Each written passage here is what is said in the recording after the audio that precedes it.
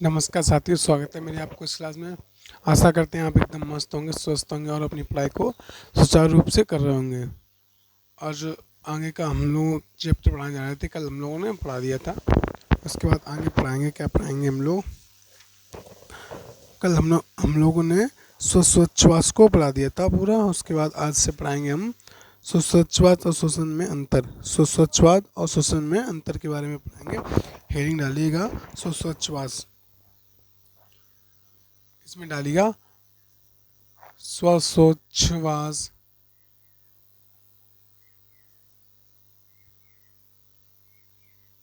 श्वासोच्छ्वास बा श्वसन में अंतर। श्वसन में अंतर।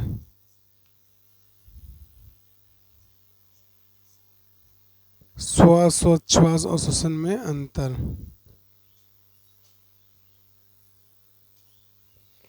इसमें हम लोग लिखेंगे, क्या लिखेंगे, एक तरफ डालेंगे श्वासोच्छ्वास,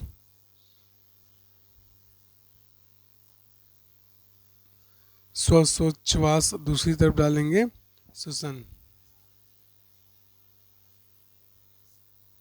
इसमें हम लोगों को लिखना है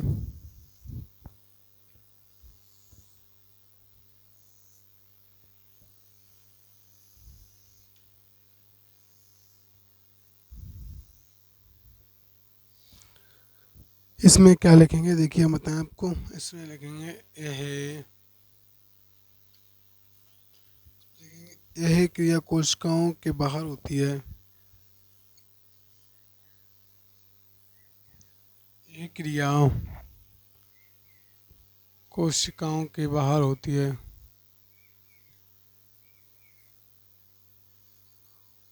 के बाहर होती है।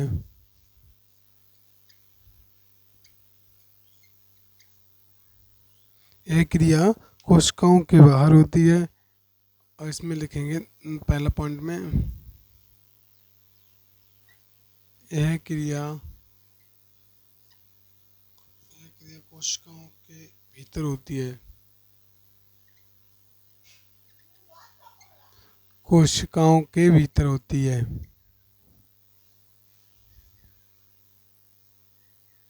भीतर होती है। यह क्रिया कोशिकाओं के बाहर होती है और यह क्रिया कोशिकाओं के भीतर होती है। श्वसन में भीतर होती है, श्वासोच्छ्वास में बाहर होती है। फिर इसमें लिखेंगे दूसरा पॉइंट, इसमें इसमें एंजाइमों की आवश्यकता नहीं होती है। एंजाइमों की आवश्यकता नहीं होती है। की आवश्यकता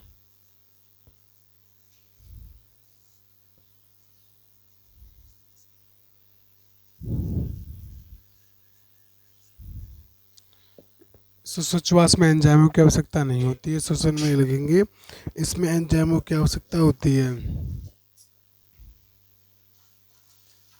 इसमें एंजाइमों की आवश्यकता आवश्यकता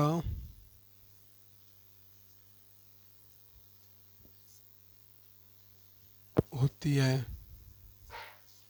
इसमें क्या एंजाइमों की आवश्यकता होती है, इसमें नहीं होती है। और तीसरा पॉइंट लिखेंगे हम लोग, क्या लिखेंगे, इस क्रिया में ऊर्जा उत्पन्न नहीं होती है। इस क्रिया में ऊर्जा उत्पन्न नहीं होती है।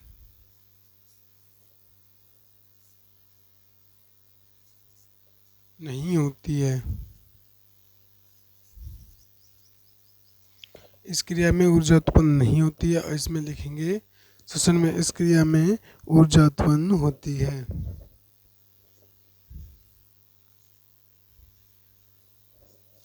इस क्रिया में ऊर्जा उत्पन्न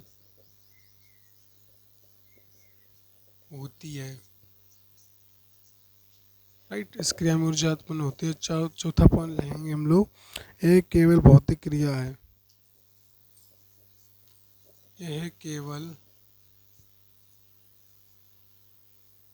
भौतिक क्रिया है।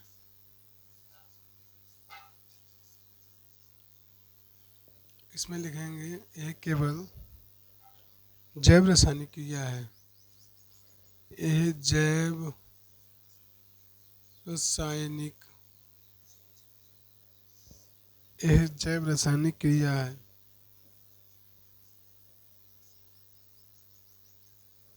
यह जैव रासायनिक क्रिया है।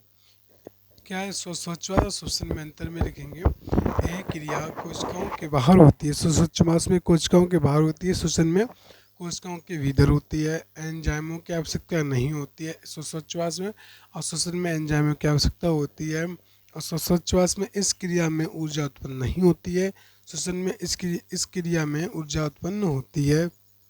श्वासोच्छ्वास में एक केवल भौतिक क्रिया है और श्वसन यह केवल जैव रासायनिक क्रिया है। यही आप लोगों को मैंने अंतर बता दिया, इसको आप नोट कीजिए। उसके बाद हम अगला टॉपिक पढ़ाएंगे। आपको भी अगला टॉपिक पढ़ाएंगे मानव का श्वसन तंत्र के बारे में। इसको बस जल्दी से जल्दी नोट कीजिएगा।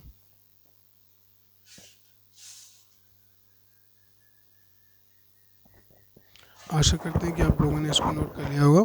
अब आगे से हम श्वसन तंत्र हेडिंग डालिएगा, उसमें पढ़ाएंगे हम लोग ह्यूमन श्वसन तंत्र।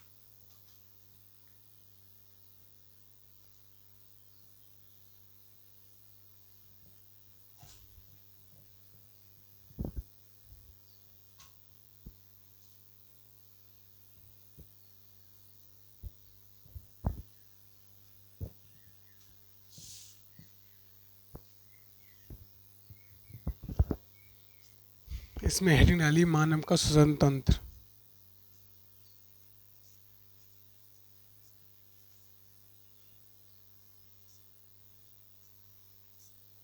हेडिंग डालेंगे क्या? मानव का श्वसन तंत्र। इसमें लिखेंगे, यहाँ से लिखेंगे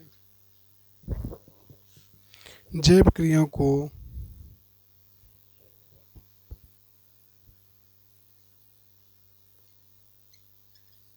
जैविक क्रियाओं को संपादित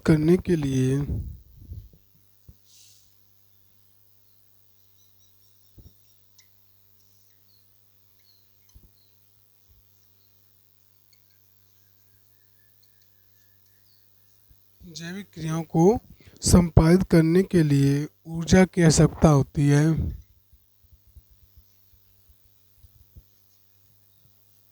ऊर्जा की आवश्यकता होती है।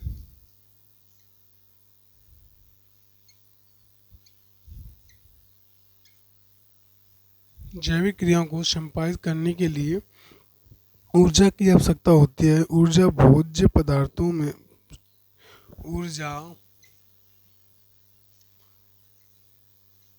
भोज्य पदार्थों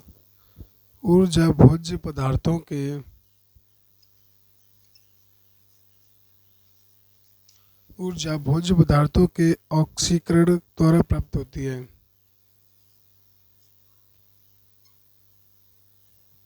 ऑक्सीकरण द्वारा ऊर्जा भोज्य पदार्थों के ऑक्सीकरण द्वारा प्राप्त होती है।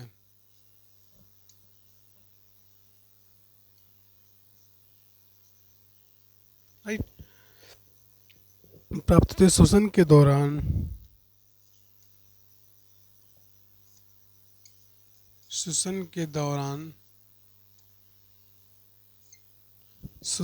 के दौरान ऊर्जा चरणबद्ध रूप में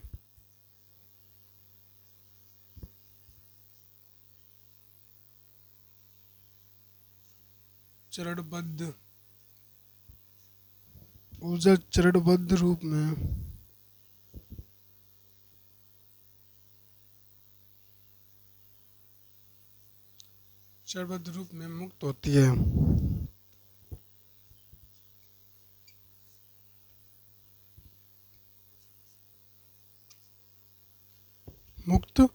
है। श्वसन मनुष्य में श्वसन क्रिया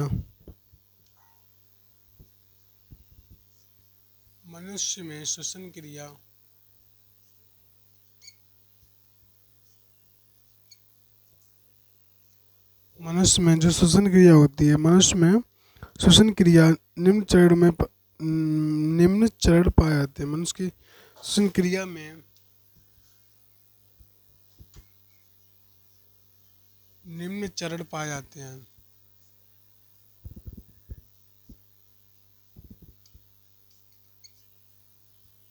मनुष्य की श्वसन क्रिया में निम्न चरण पाए जाते हैं। नंबर पहला पॉइंट है, इसमें लिखिएगा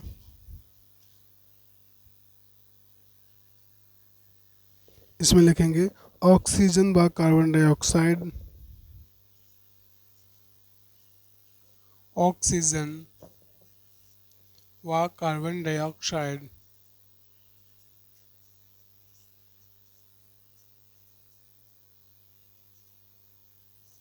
ऑक्सीजन व कार्बन डाइऑक्साइड का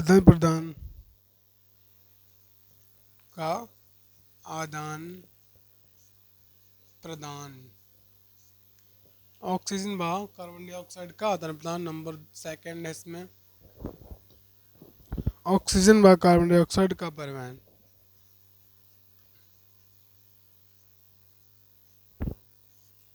ऑक्सीजन व कार्बन डाइऑक्साइड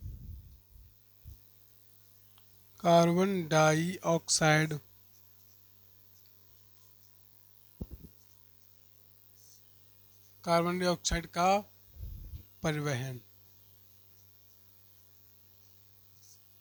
कार्बन डाइऑक्साइड का परिवहन। नंबर तीसरा पॉइंट है, इसमें लिखिएगा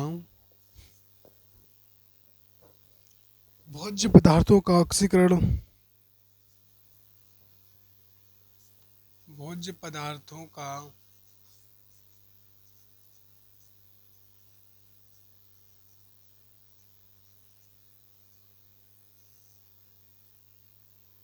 भोज्य पदार्थों का ऑक्सीकरण व ऊर्जा का मुक्त होना।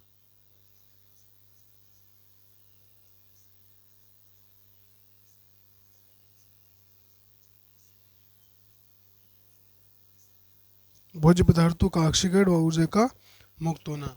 इसमें क्या आपको समझाएंगे, देखिए मानव का श्वसन तंत्र जैविक क्रियाओं को संपादित करने के लिए, जो जैविक क्रिया होती हैं अपनी, उनको संपादित सुचारू रूप से चलाने के लिए ऊर्जा की आवश्यकता होती है, राइट। फिर ऊर्जा की आवश्यकता होती है, फिर ऊर्जा हमको किससे मिलेगी? ऊर्जा हमको भोजन से मिलती है। ऊर्जा भोज्य पदार्थों के ऑक्सीकरण द्वारा प्राप्त होती है। जो ऊर्जा होती है वो भोज्य पदार्थों के ऑक्सीकरण से प्राप्त होती है। और इस श्वसन के दौरान ऊर्जा चरणबद्ध रूप से मुक्त होती है। मतलब जब हम लोग श्वसन करते हैं तो ऊर्जा होती है चरणबद्ध तरीके से मुक्त हो जाती है, चरणबद्ध तरीके से मुक्त होती है। मनुष्य में श्वसन क्रिया मनुष्य में श्वसन क्रिया में निम्न चरण पाए जाते हैं। मनुष्य की श्वसन क्रिया में निम्न चरण पाए जाते हैं।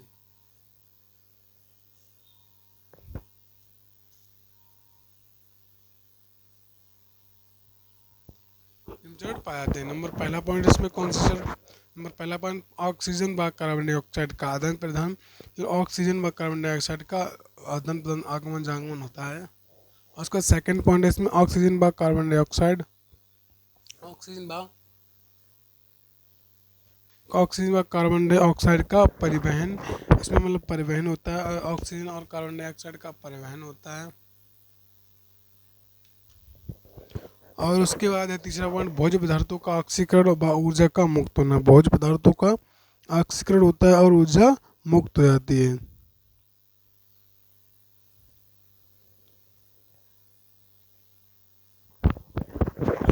इसमें यहाँ पर ना बनाएंगे कार्बन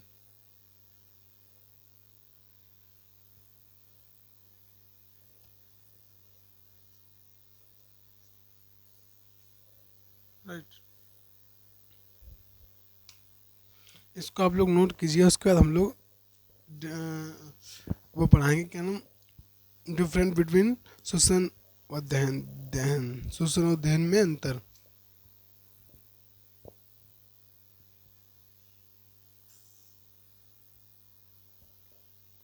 हेडिंग डालेंगे श्वसन और दहन में अंतर।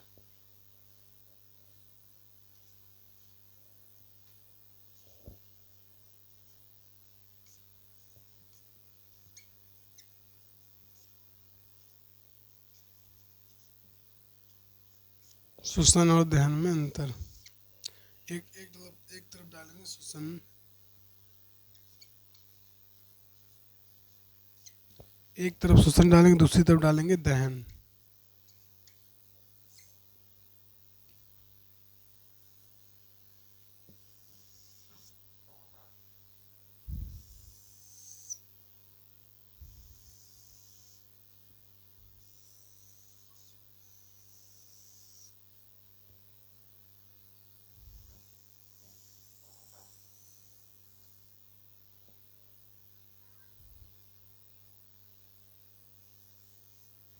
श्वसन और दहन में अंतर की हम पहला पॉइंट लेंगे। श्वसन में यह एक जैविक क्रिया है।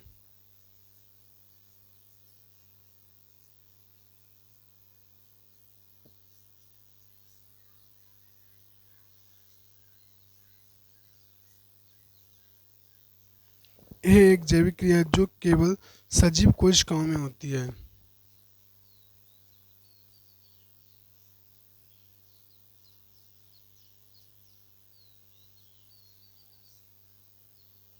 सजीव कोशिकाओं में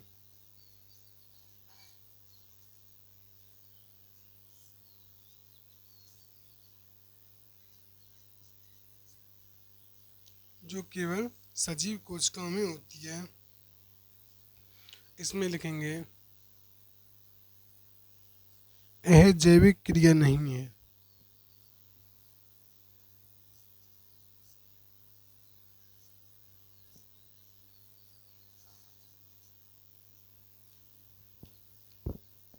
यह जैविक क्रिया नहीं। दूसरा पॉइंट इसमें लिखेंगे यह कई चरणों में संपन्न होने वाली, कई चरणों में संपन्न होने वाली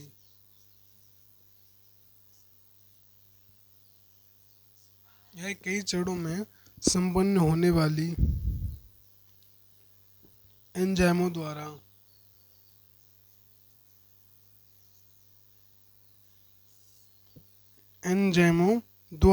नियंत्रित होने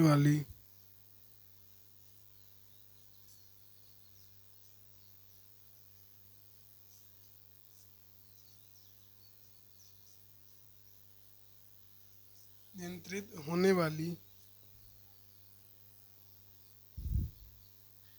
जटिल क्रिया है।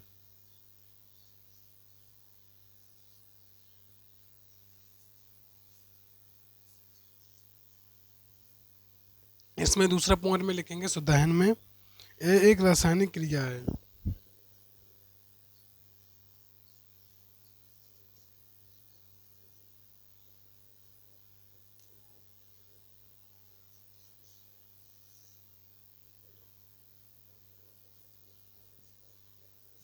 यह एक रासायनिक क्रिया है। फिर इसमें दूसरा पॉइंट लिखेंगे, तीसरा पॉइंट लिखेंगे ऊर्जा चरणों में मुक्त होती है।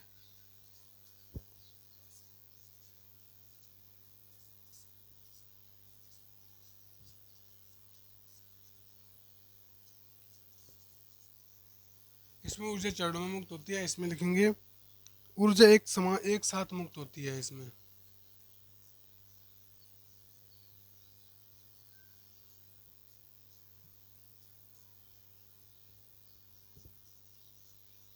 इसमें ऊर्जा एक साथ मुक्त होती है। क्या है? यह एक जैविक क्रिया है जो केवल सजीव कोशिकाओं में होती है। दहन में यह जैविक क्रिया नहीं है। श्वसन में यह कई चरणों में संपन्न होने वाली एंजाइमों द्वारा नियंत्रित होने वाली जटिल क्रिया है।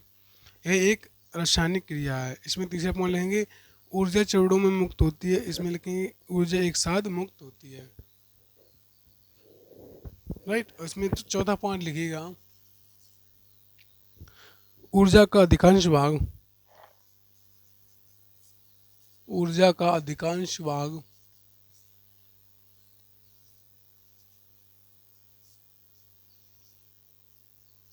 ऊर्जा का अधिकांश भाग एटीपी के रूप में संचित होता है।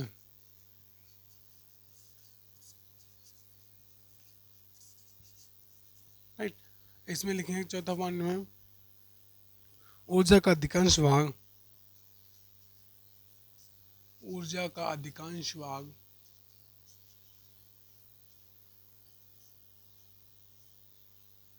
ऊर्जा का अधिकांश भाग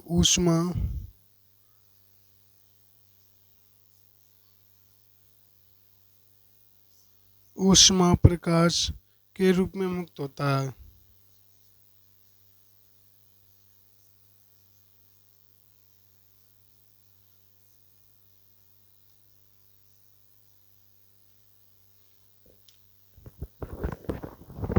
ये एक जैव क्रिया जो केवल सजीव कोशिकाओं में होती है। यह कई चरणों में संपन्न होने वाली एंजाइम द्वारा नियंत्रित होने वाली जटिल क्रिया है। ऊर्जा चरणों में मुक्त होती है। ऊर्जा का अधिकांश भाग एटीपी के रूप में संचित होता है। श्वसन है, ये श्वसन के अंदर दहन में है।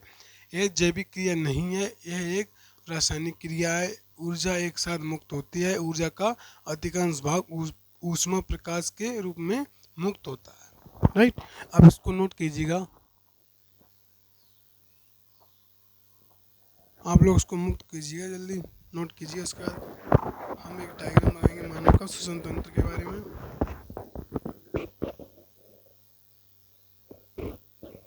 आशा करते हैं आप लोगों ने इसको नोट कर लिया होगा। इसको रिमूव करते हैं हम, फिर मानव का श्वसन तंत्र बना रहे हैं अभी जस्ट नाउ, बेहतरीन सा।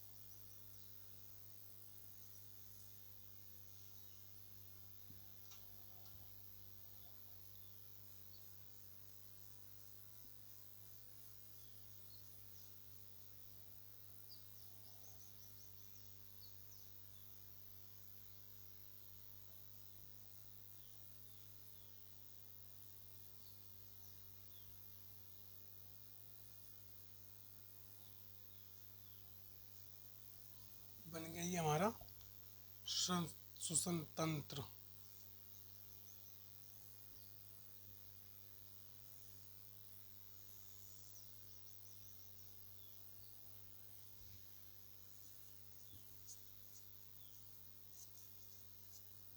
मनुष्य का श्वसन तंत्र,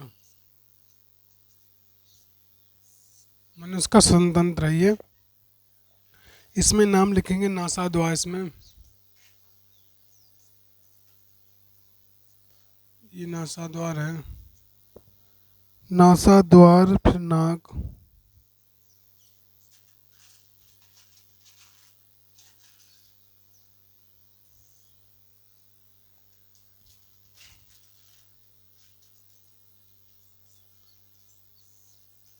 नासा द्वार, नाक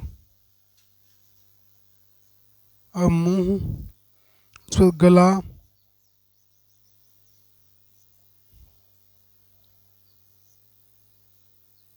गला, लेरिक्स,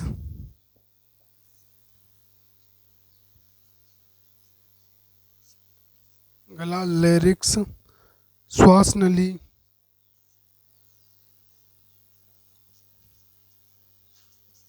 श्वास नली, फेफड़ा, फेफड़ा,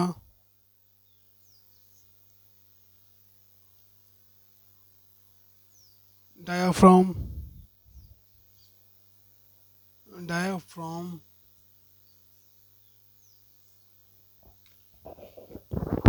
ह्यूमन बॉडी का श्वसन तंत्र का डायग्राम है, इसको नोट कीजिएगा, समझिएगा अच्छी जल्दी। ये बहुत इम्पोर्टेंट होता है, क्वेश्चन में अच्छा आता है।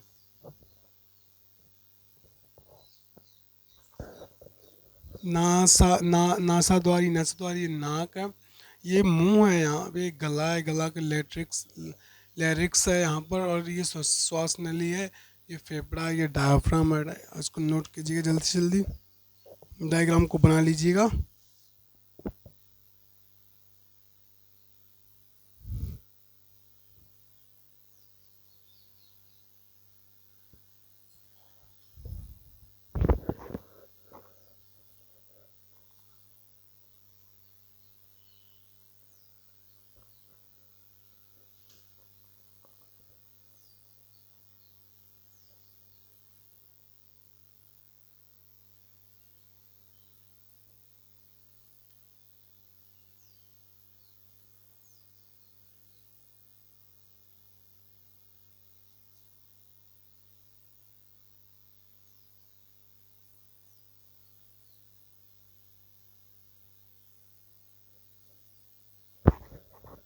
आप लोगों ने बना लिया है इसको बता दे रहे हैं।